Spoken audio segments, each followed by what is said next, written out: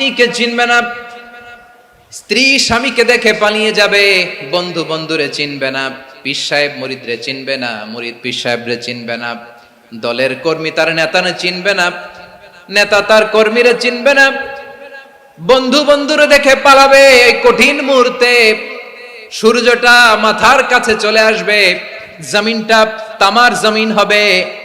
আজকের জমিনের মতো নয়, মানুষ ঘর্মাক্ত, ক্লান্ত, শ্রান্ত মাথার মগজগুলো কানের ছিদ্র আর নাকের ছিদ্র দিয়ে বেয়ে বেয়ে পড়বে। বিশ্বনবী ফরমান, ময়দানে 7 শ্রেণীর ব্যক্তিকে রব্বুল আলামিন তার আরশের নিচে ছায়া দিবেন।